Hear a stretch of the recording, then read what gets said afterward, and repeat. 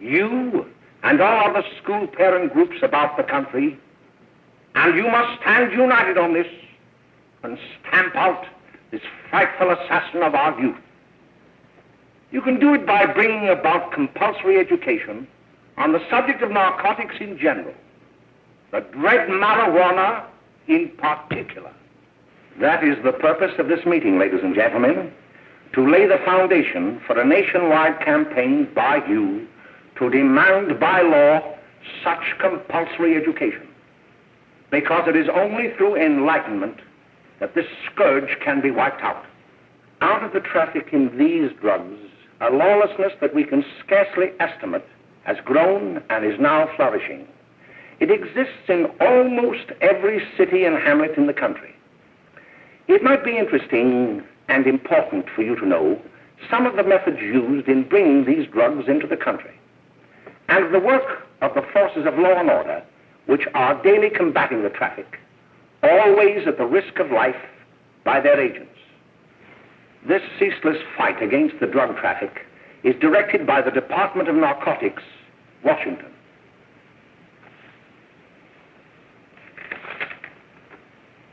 I have received a letter of vital importance from a member of the Narcotics Bureau. I'm going to read this letter to you. My dear Dr. Carroll, the suppression of the use of marijuana and of the forces lurking behind it are the most important jobs this department is now engaged in. At the outset of this letter, there is one vital fact I would like to submit. There is a powerful agency. I speak of the school parent associations of this country, which can be invaluable in stamping out this scourge. Their help, their eternal vigilance, could be the deciding factor in our fight against it. The weed marijuana is grown in every state in the Union. Recently, in the city of Brooklyn, New York, a field of marijuana was found behind a tenement court. The weed was here being cultivated, regularly stripped and dried and sold in schools and at government army posts in and around New York. The dried leaves and berries are ground up and made into cigarettes by a simple hand machine. The deadly narcotic is thus quickly and easily prepared for its market. The sale of marijuana is even more difficult to detect and halt than the traffic in drugs such as opium, morphine, and heroin. They are hidden in fake jewelry cases, in the heels of shoes, women's shoes especially, because the drugs can be secreted in false heels. Hollowed shaving brushes are another medium. Books with false centers are often used. Watch cases are convenient hiding places. The value of drugs thus seized is enormous. Recently, a huge supply of heroin was taken. It was concealed in an apparently harmless shipment of 35 barrels of olive oil. The deadly drug was burned in the incinerator of the Bureau of Engraving and Printing. And more vicious, more deadly even than these soul-destroying drugs is the menace of marijuana. No doubt many of you do not believe that these things do happen, that they cannot happen to you. You may also believe that the facts have been exaggerated. Let me tell you of something that happened right here in our own city. You probably read about it in the papers. However, I'll give you the real facts behind the case. There was an apartment near one of our high schools. It was run by a woman known as May Coleman.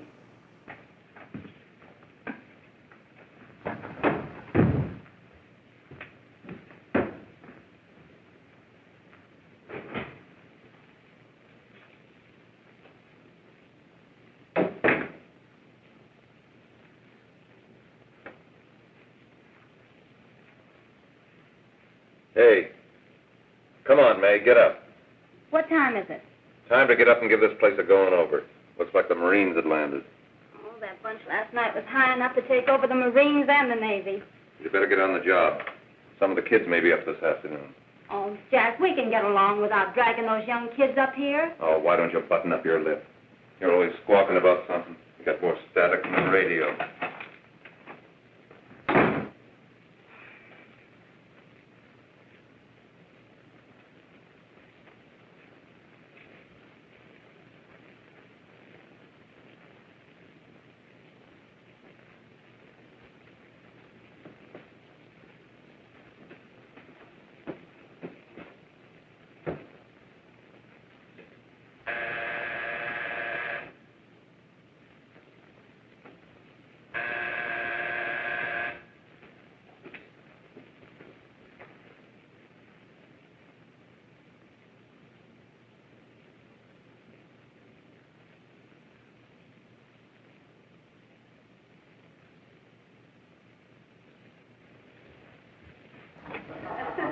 Oh, greetings. Well, hello, fella. How are you? Fine, how are you? Come here. Come here. Glad to see you. Is the name? Should be right in. Just sit down and make yourself comfortable. Hey, what kind of a joint is this, Eddie? Oh, it's all right, Gwen. See, they probably had a party last night. Oh.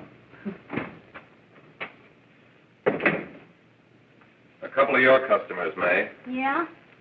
They're old enough to know what they're doing. Not like those young kids you bring up here. All right, all right. Listen, I'm going to blow. Where are you going?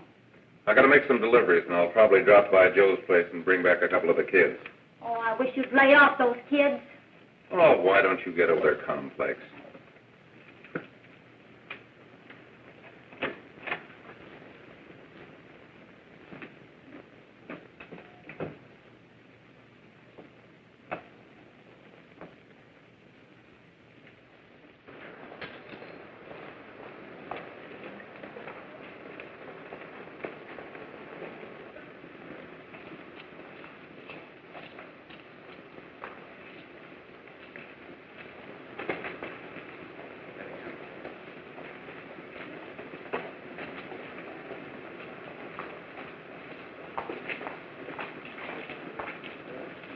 Oh, by the way, Ralph, I'm sort of getting a little party Saturday afternoon over at my grandmother's.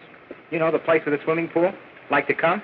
Thanks, Eddie. Maybe I will. I'd sure like to have you. Okay, I'll probably drop over. So long, Ralph. See you later.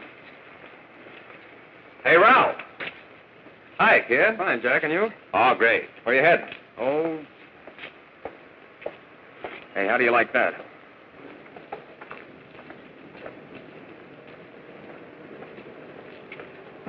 That's the one I was telling you about.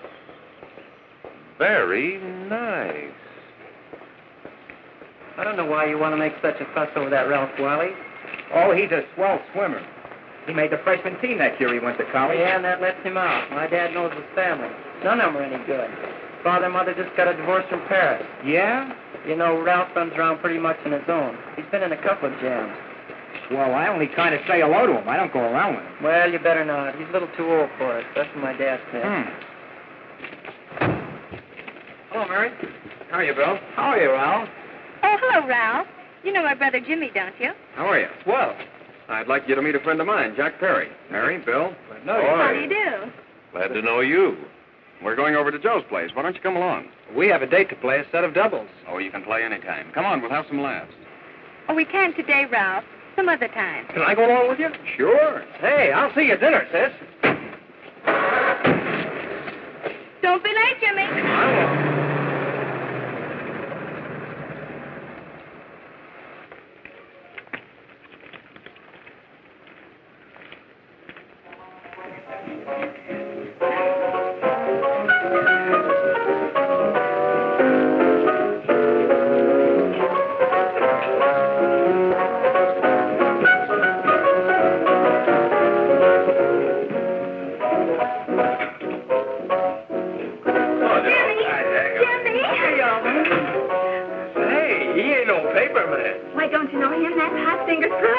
He really swings out hot with a message jive. You want to dance? Do it.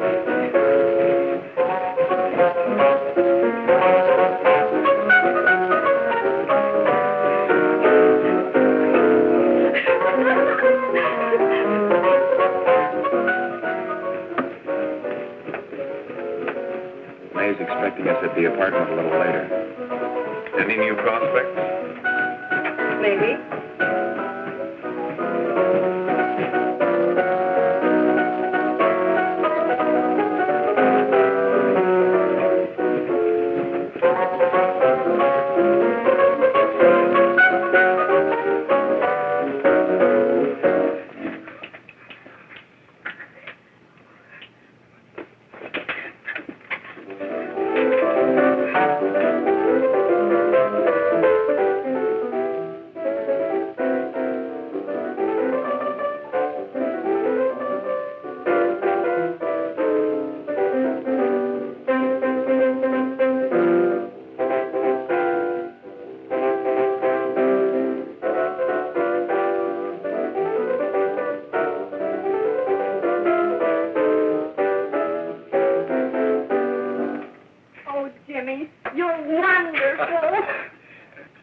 Just finding that out.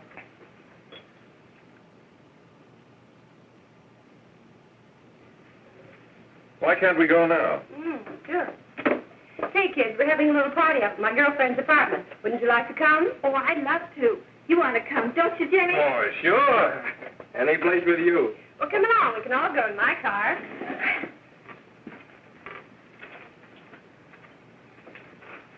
See you later, Joe.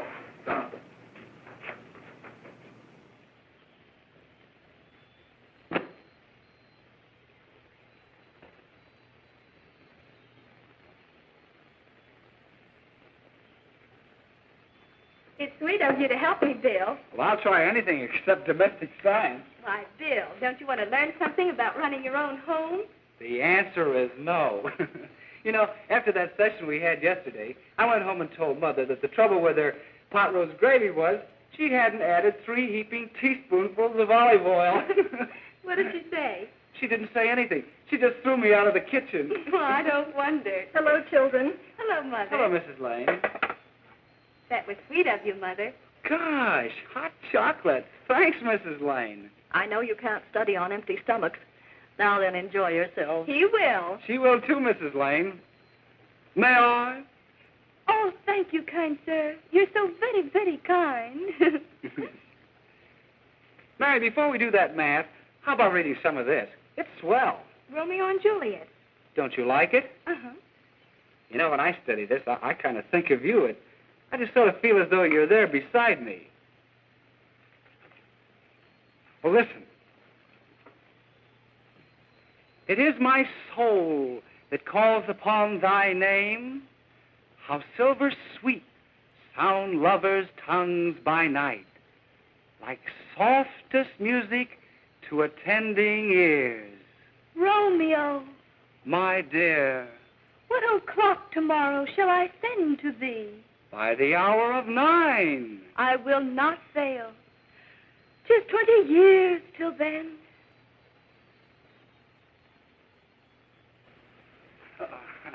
Well, I'll see you tonight, Mary. Goodbye, Mrs. Lane. Goodbye. Goodbye, So Bill. long. Gosh, oh! Oh, Bill. Oh, I guess I'm all right. Well, bye. Bye. Hey, Daddy! Oh, Julie. Well, hey. Hey, Dad, you got anything for me? Well, there should be. Don't bother your father every night. Have you? There you are. What made you so late, Bill? I was getting worried. Oh, I had to study, Ma. He was not. I saw him out walking with his girl. Bill's got a girl. Got a girl. Ma, make him cut it out. Junior, Well, Bill has got a girl. quiet. And put that candy away till after dinner. Henry, you shouldn't have given it to him. Well, he has got a girlfriend, and her name is Mary. Now, I'll shut you up. Bill, Junior, quit that carrying on. Junior! Oh, that's a little down there, all right there, young. Mary's little lamb. Mary's little lamb. I didn't mean to Bill Ernest, I didn't. Oh, well, what I'm burned up about is that you didn't say Bill had a swell girl. Gee, it must be love. She'd have to be swell for you to like her. Uh-huh. Sounds like you want something. Come on, what is it? Well, it's my model airplane. It won't work. Gosh, Bill, you could fix it. can fix anything. Okay, I'll fix it. Dad, read me 20 pages, will you? Yeah, here we are. You see? Oh, hello, Jimmy. Mary told me to wait and tell her she had to go home. Her mother wanted her to go to the dressmaker with her. Oh, thanks, Jimmy. Must be getting grown up. I see Mary let you have the car. Yeah. Can I take you any place? Well, I wasn't going any place in particular. Well, then, how about driving me over to the Joe's place with me? I'll buy you a soda. I never drink that stuff. Well, gee, I'll buy you something else. Okay, you're on the hook for one root beer. Well.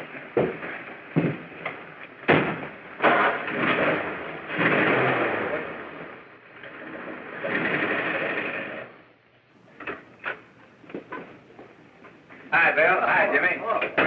Hey, Jimmy. Hello, Jimmy. Hello, Bill. Come on, slide in. Hello, Blanche. Hello, Ralph. How are you? Well, Blanche, how have you been, Ralph? Hello, Jim. 2 sodas. No, I mean 1 soda and 1 root beer. How's Meg? Oh, she's fine. We're going up to her apartment a little later. Couldn't Bill come along? Mm-hmm. Well, don't come on along, Bill. You'll get a kick out of it. Thanks just the same. Oh, come on, Bill. Mary won't be jealous. Why, sure. None of the kids will be there. It's Keen. Well, I don't know. I really shouldn't. Well, okay.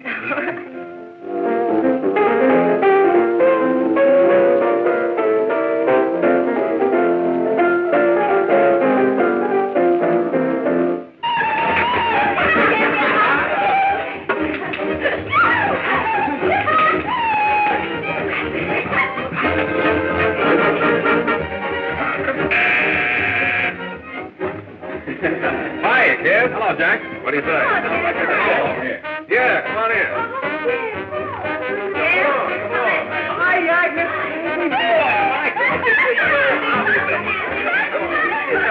Come on, Bill. Don't stand there.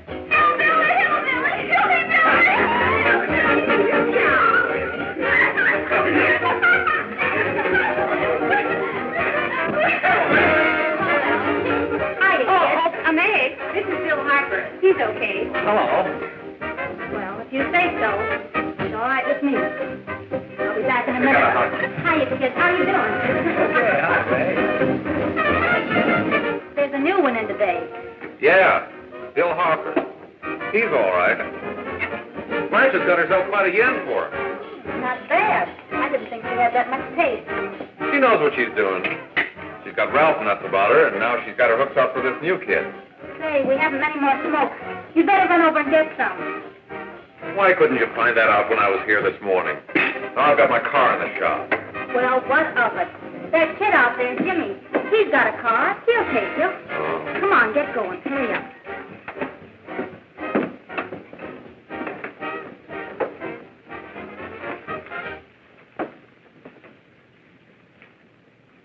Hey, Jimmy. Yeah? I've got to run over to Cedar Avenue for a minute. You've got a car, haven't you? Why, yeah, my sister. Mind giving me a lift? Why, sure. Come on. Okay.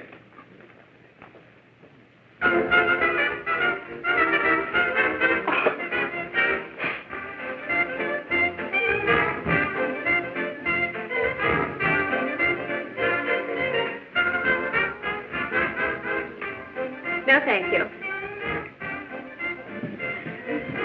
Well, here we are. Oh, thanks. Oh, May, don't forget me. I never forget you. Oh, here. If you want a good smoke, try one of these.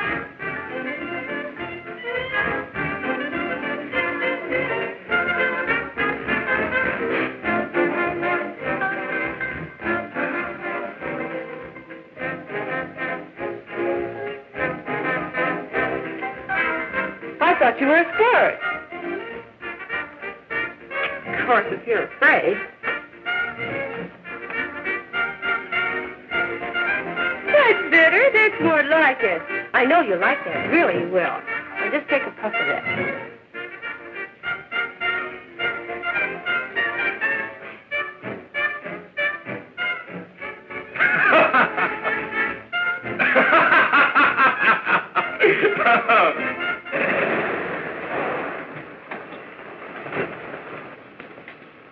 Just be a minute, kid. Hey, Jack, give me a cigarette before you go, will you?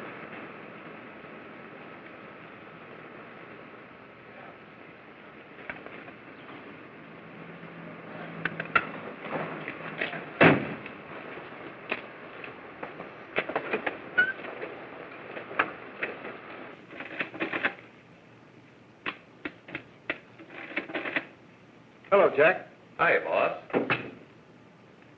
How's business? Getting better every day. Those kids sure go for it. Swell. Had to run over for a couple more cartons. Ran short today. All right. Danny, pack 10 gross for Jack Perry. Who? Pete Daly. All right, send him in. It's all right, stay where you are.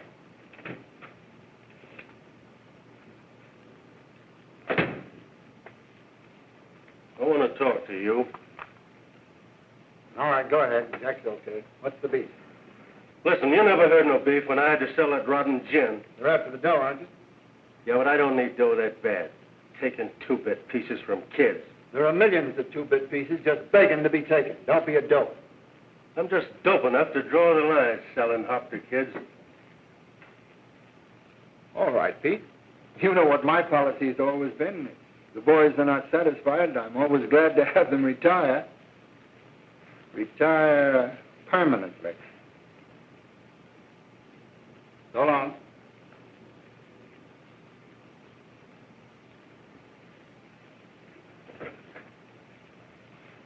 I only wish you had a couple of kids so I could... Get out!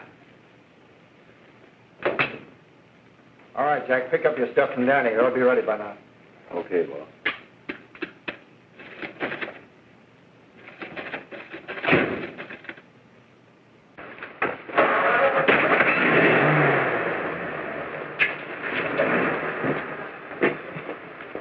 Let's go, Jack. I'm red hot. Better be careful how you drive it. The first thing you know, you'll be ice cold.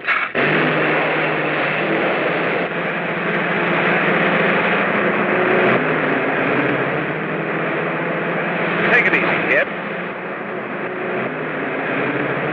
Slow down. You'll kill somebody.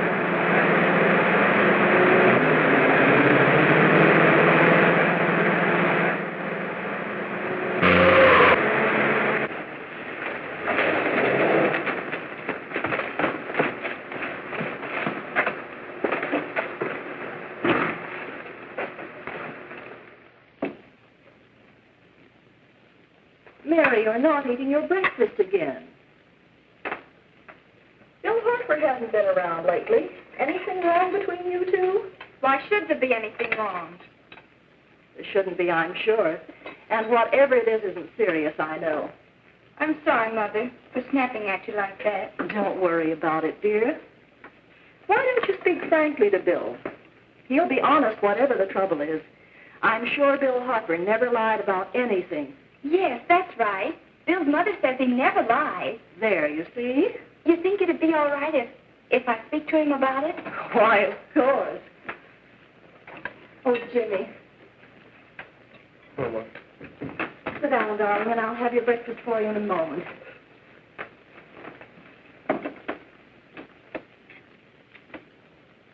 Jimmy, there's something worrying you. What have I got to worry about? Why don't you tell me? Well, for Pete's sake, don't start to cross-examine me, will you? I'm all right. Jimmy! Don't let Mother see you like that.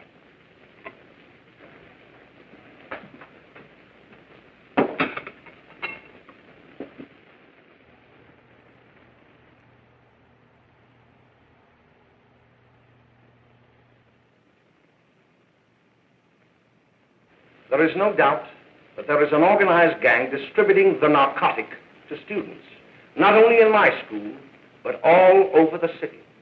You government men have got to find some way to put an end to it. Of course, I agree with you, Dr. Carroll.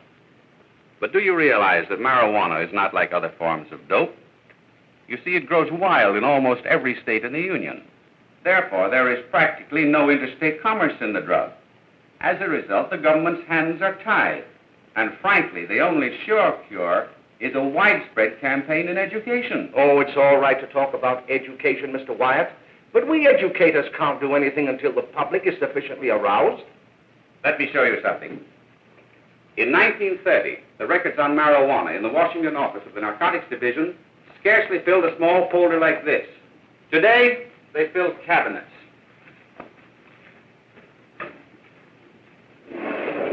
All these devoted to marijuana records. Here is an example. A 16-year-old lad apprehended in the act of staging a holdup. 16 years old and a marijuana addict. Here is a most tragic case. Yes, I remember. Just a young boy. Under the influence of the drug, he killed his entire family with an axe. Then there is the most vicious type of case. Here, in Michigan, a young girl, 17 years old, a reefer smoker, taken in a raid in the company with 5 young men. Here is a particularly flagrant case. Yes, I remember. The newspapers made quite a play of it. In West Virginia, wasn't it? Yes. And there are hundreds of them coming up, new ones every day. I'd like to take these records, if I may. I feel they would be of invaluable assistance to me in combating the evil in my school. You're very welcome, Dr. Carroll. Thank you. Sit down, Bill. There seems to be something wrong. What is it? You were always a fine student. You always had excellent grades. Well, I guess the work is getting a little harder, Dr. Carroll. No, it isn't that. Bill, I'd like to help you. But of course I can't unless you let me. You're undermining your health. Well, there's nothing, Dr. Carroll. Really, there isn't. I'll study harder, honest. Honest? If you were being honest with me and honest with yourself, I'm afraid you'd tell me an entirely different story. Bill, I'm going to ask you a straightforward question. And I'd like to have a straightforward answer. Yes, sir. Isn't it true that you have, perhaps unwillingly, acquired a certain harmful habit through association with certain undesirable people? Well? Oh, no, sir, I haven't, Dr. Carroll. Well, that is, you see, I'm worried about something at home. All right, my boy. We'll just have to let it go at that. But remember, if you ever want to confide in me, no one will ever be the wiser. Well, thank you, Dr. Carroll.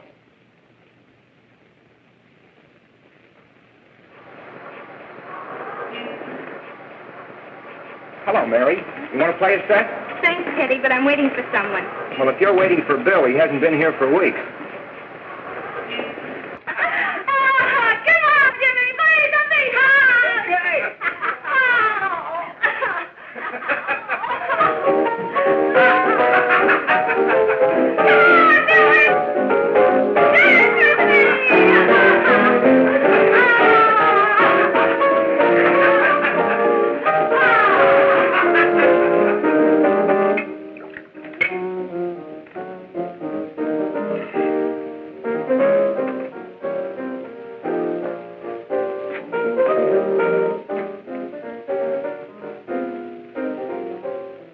Doesn't take that new kid long to catch on. Don't take any of them long.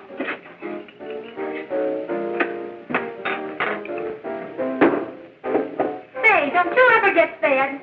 You're feeding me, can't you see?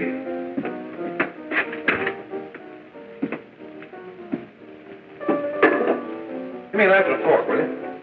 Get it yourself.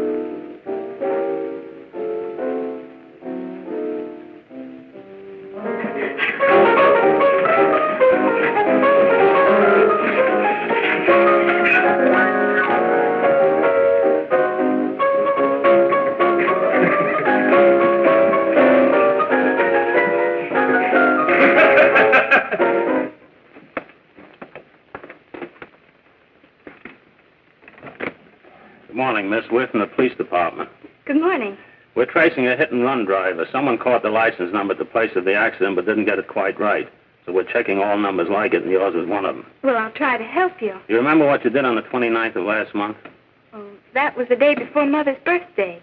Oh, yes, I remember that because I left school and went directly to the dressmaker's with Mother. I was there all afternoon. Did you happen to loan your car to a couple of men? No, I had the car all afternoon myself. Well, thanks, miss. Sorry to have troubled you. Tell me, was the person killed? Fortunately, he wasn't, but that's still no excuse for hit-and-run driving.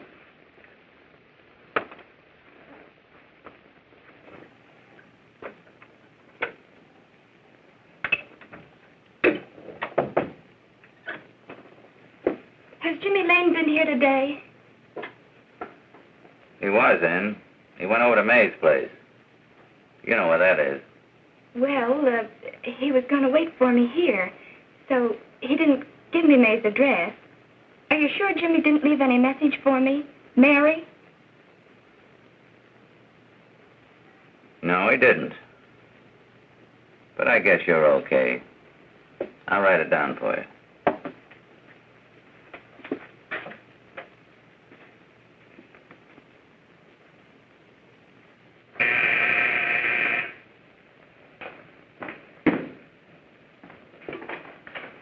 Mary, come right in. Is Jimmy here? Oh, why, he's around somewhere. I think he went out to take Agnes home, but he'll be right back. Come in and sit down, Mary. And let me take your coat. Who's the new kid just came in?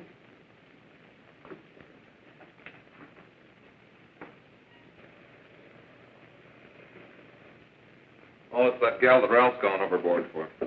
It's funny, we've never been able to get her up here before.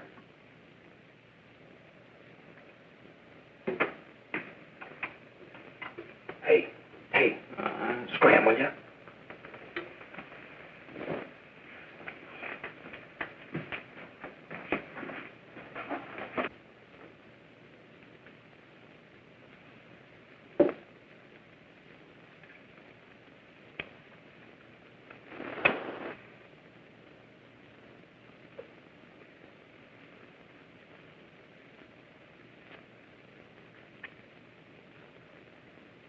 Smoke, Mary? Thanks. Are you sure Jimmy will be back soon? Sure, any minute.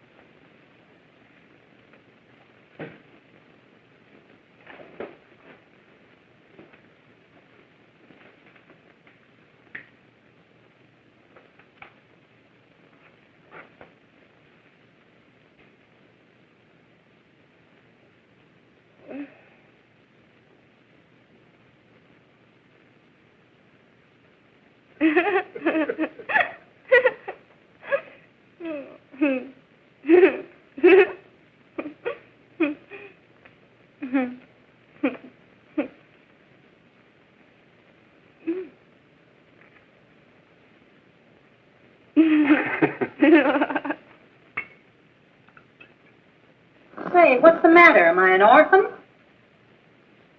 Where do you put it? You got a hollow leg? Thanks, dear. You, Mary. Oh, Mary, give me a kiss, Don't. Mary. No, don't. Please, no. Oh, Mary. No. Leave me alone.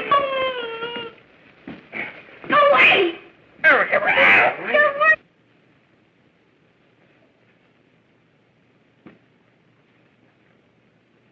Leave me alone. No, leave me alone. Everything's over. Leave me alone.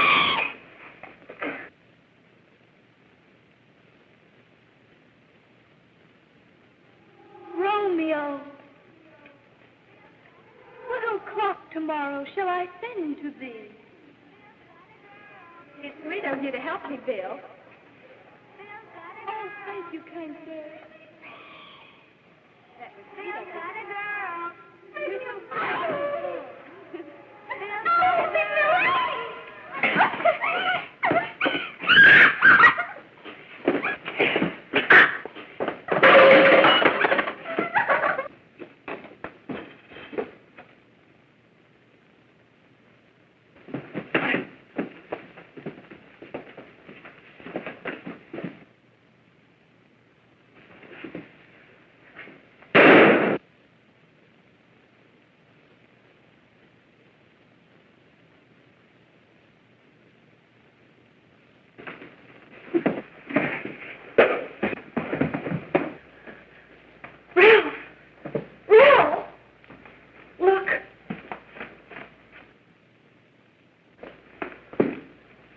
Jack, is she all right?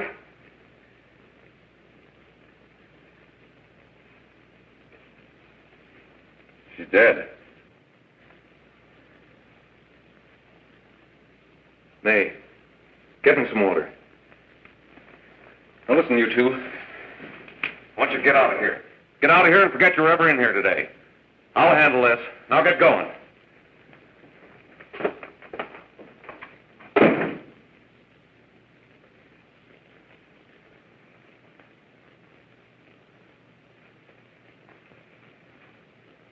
Give it to me.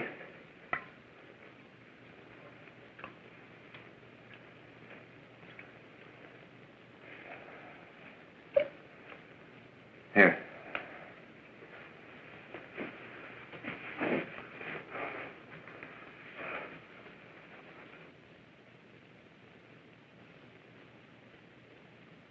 Harry.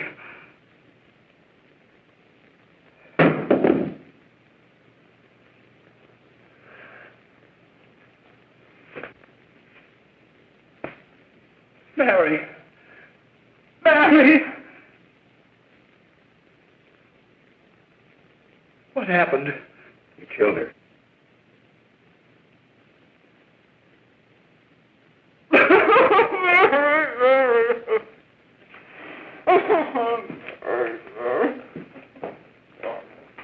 Look.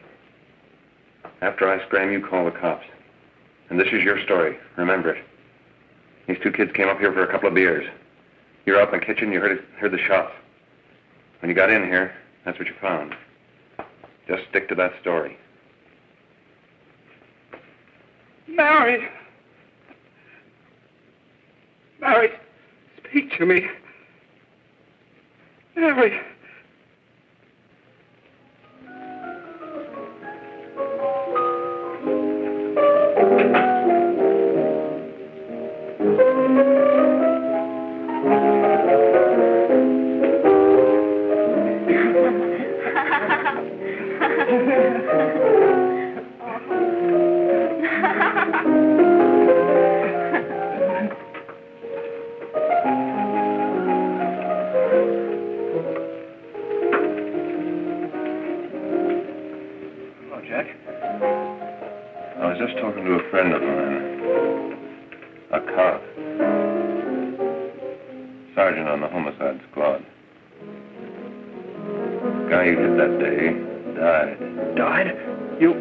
You didn't... No. I didn't crack. I'm not going to. Nobody will ever know you were driving that car. Well, thanks, Jack. Just as long as you keep your mouth shut that you were ever up in May's apartment. Why, sure, Jack, sure. Okay.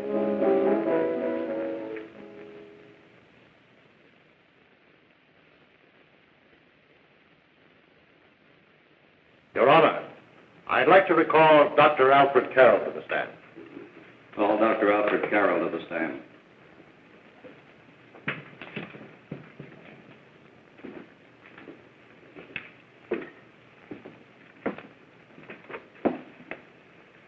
Dr. Carroll, as principal of the Lakeside High School, did you, during the last 3 months, notice any changes in the demeanor and attitude of your student, William Hopper? Yes, in a number of things.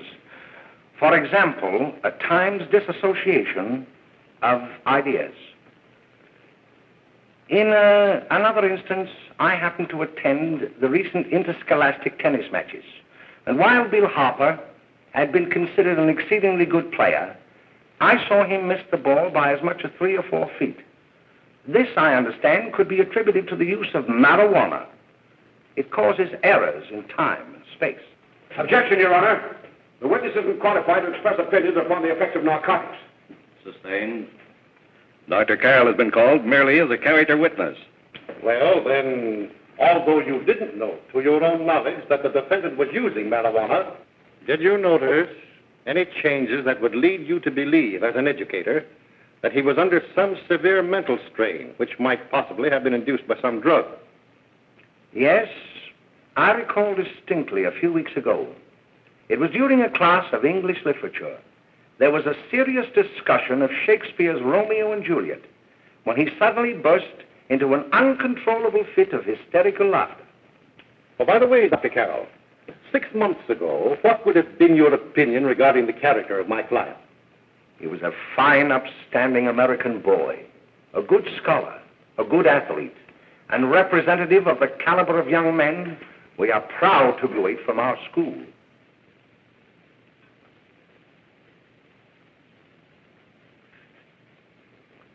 Oh, snap out of it, will you? It's not our fault. Why'd I ever bring him up there anyway? He's just a kid. I can't hang him. Shut up, shut up! Why don't you let yourself go? Talk. Go off your nut and have me that way, too. It was his own fault, wasn't it? Shut up! They've got us hidden out, haven't they? The cops can't find us. Jack, I want to get out of this place. You're going to stay here as long as we have to keep those two out there undercover. Until the trial's over. Or the boss gets a better idea. But they're getting on my nerves. It can't last much longer. I'm not worried about her. We got to keep him gagged. Oh, he's about ready to crack. All you got to do is keep him from having too many reefers. Any day now, that punk will get hot. He'll probably spill and tell all he knows if he gets a chance.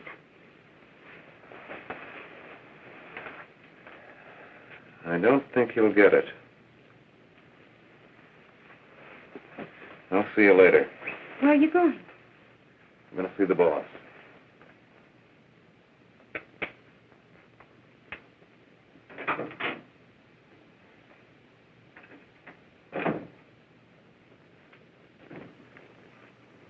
Hello, Jack. Hello, boss.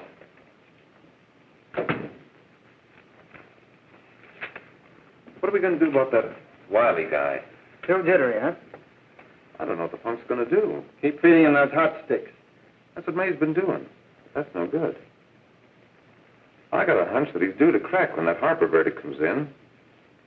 If he's on the tee, he's liable to take a powder on us and blow his topper to the DA. You mean you think we'd all be better off if he never heard the verdict? Well, what are you waiting for?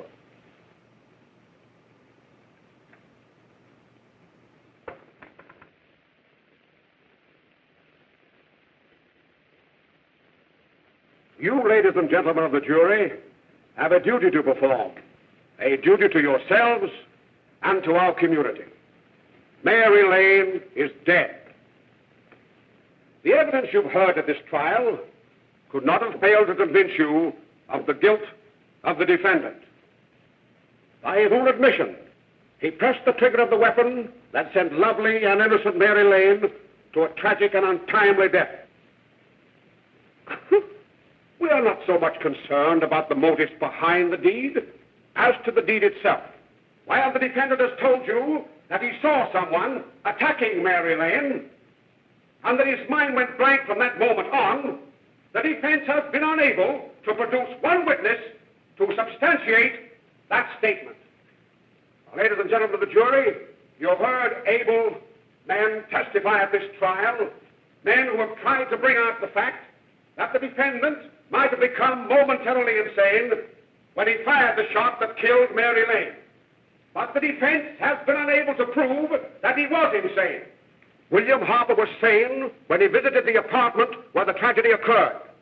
He was in the habit of visiting the place. He was sane when he went into a bedroom with another young woman. You've all heard what went on in that room.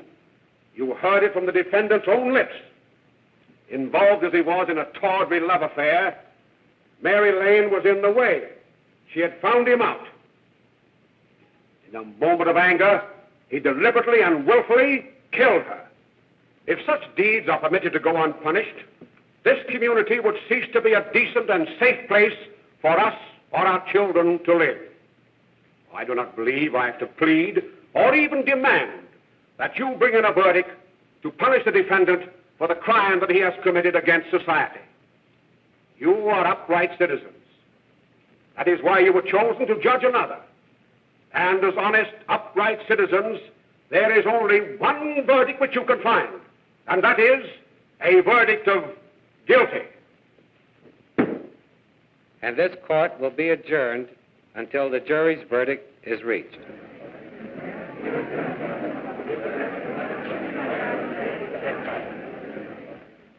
I suppose you all feel the same about this case.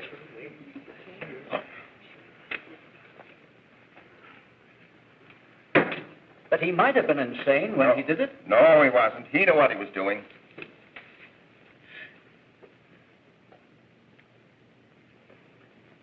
But supposing he was insane? You can never make me believe it nor anybody else.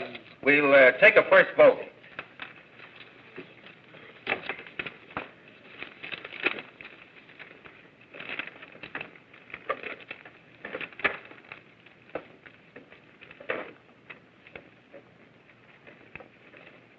$11 for conviction, $1 for acquittal. But there's a reasonable doubt about the boy's sanity. We can't. No doubt about the fact that he murdered her. He admitted it himself. That wasn't the first time he was there.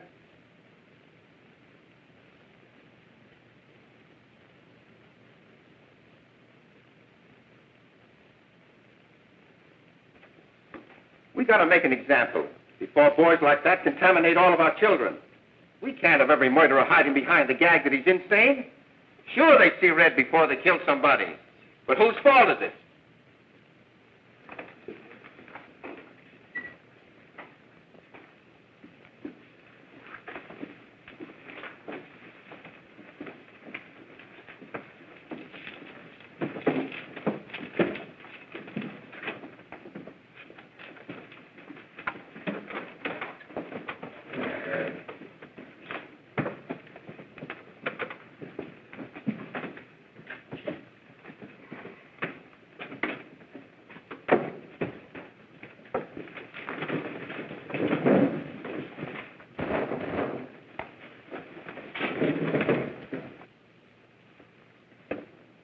Have you reached a verdict?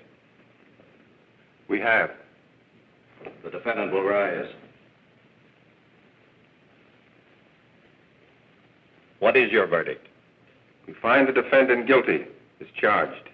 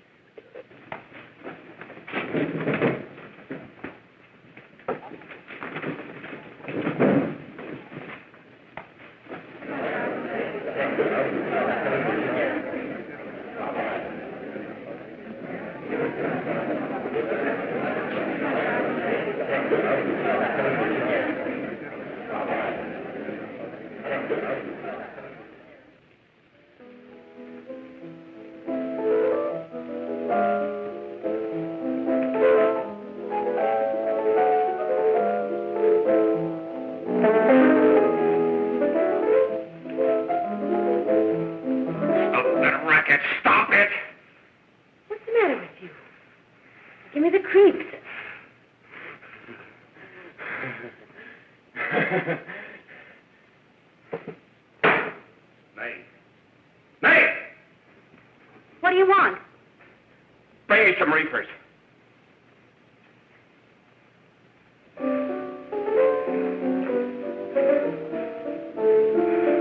They're going to hang him. Blanche, they're going to hang him. Oh, come on. Get a hold of yourself. Here you are. And quit that crazy laughing. Where's Jack? I want to get out of here. They'll pick you up and hang you if you don't pipe down. I want to see Jack. Jack. I want to see Jack. Jack. You'd better quiet him. I can't do anything with him.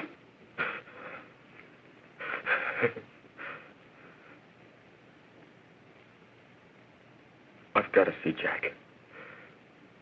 We can't let that kid hang.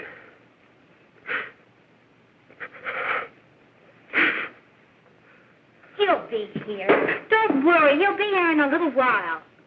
I've got to see him. I've got to.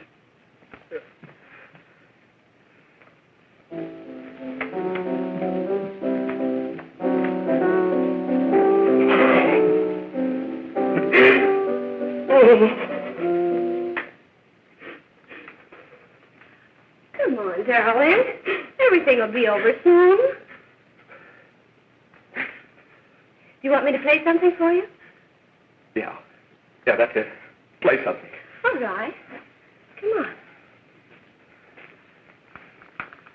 Sit down.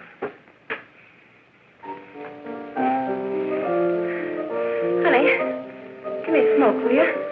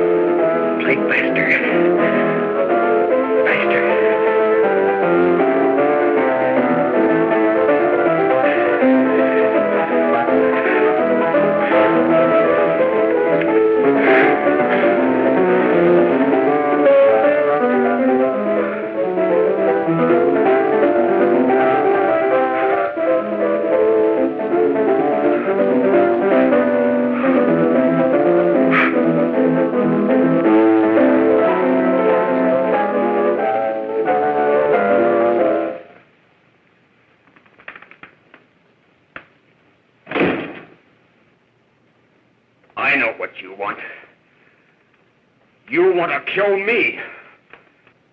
You're crazy. Take it easy, kid. I just want to talk to you.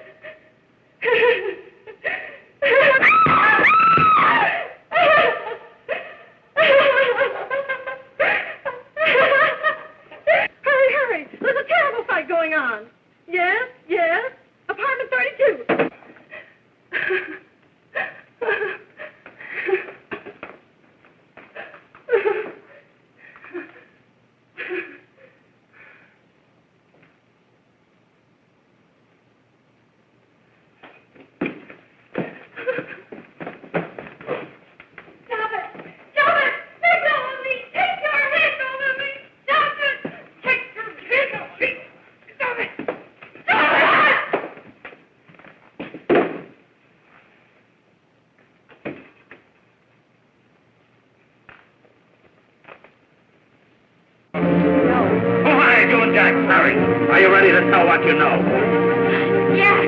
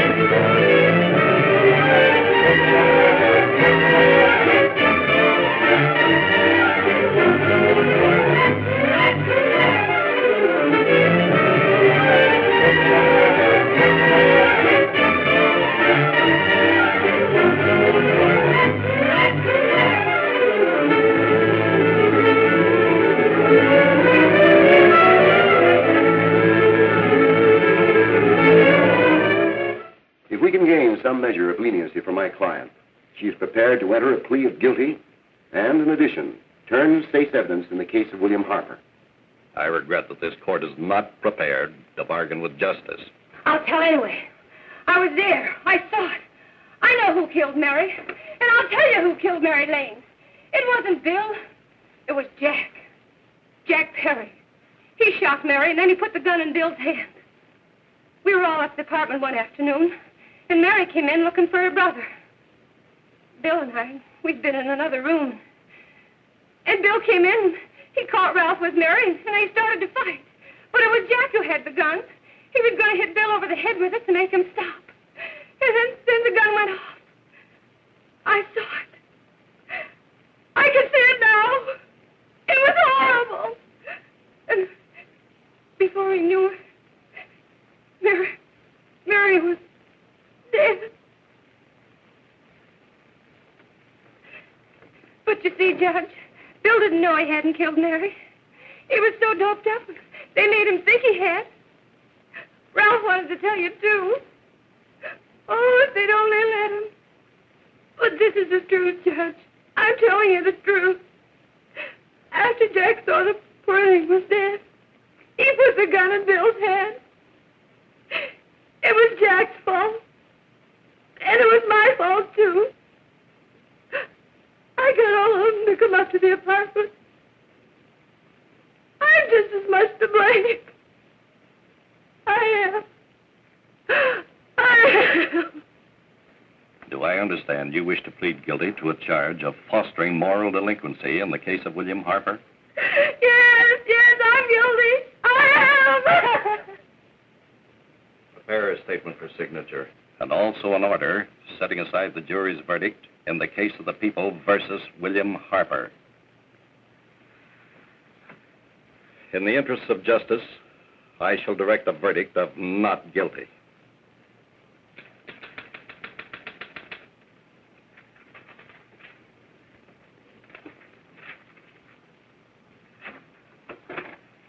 Sign here, please.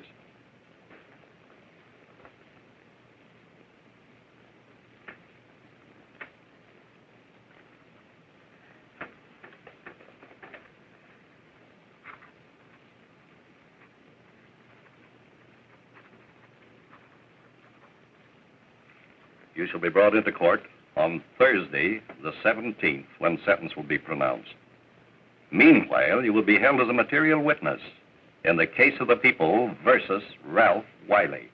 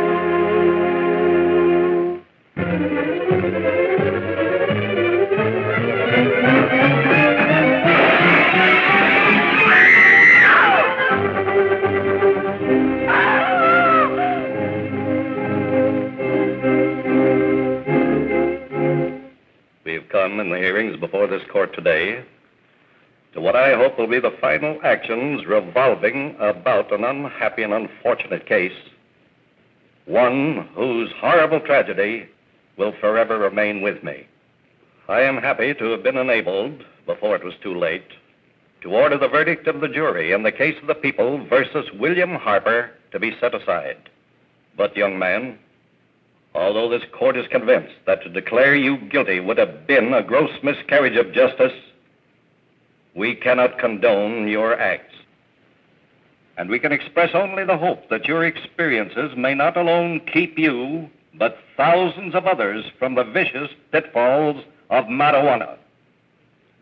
Thus, I am ordering you to remain in this court during the next case, so that you will be obliged to witness what you yourself so narrowly escaped. Call the case of the people versus Ralph Wiley.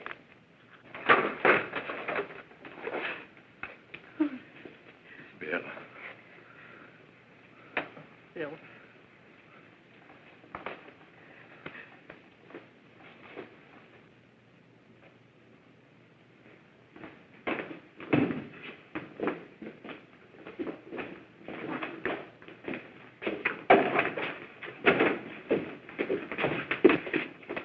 Your Honor, in this case, the state waives trial of the defendant, Ralph Wiley. It is recommended, Your Honor, that the defendant be placed in an institution for the criminally insane for the rest of his natural life. Defendant's counsel joins the state in this request. Since counsel for the defense, as well as counsel for the state, seem to agree on this, I see no reason why the request should not be granted. That happened right here, to your neighbors. It is not too much to say that in your hands lies the possibility of averting other tragedies like it. We must work untiringly so that our children are obliged to learn the truth, because it is only through knowledge that we can safely protect them. Failing this, the next tragedy may be that of your daughter, or your son, or yours, or yours, or yours.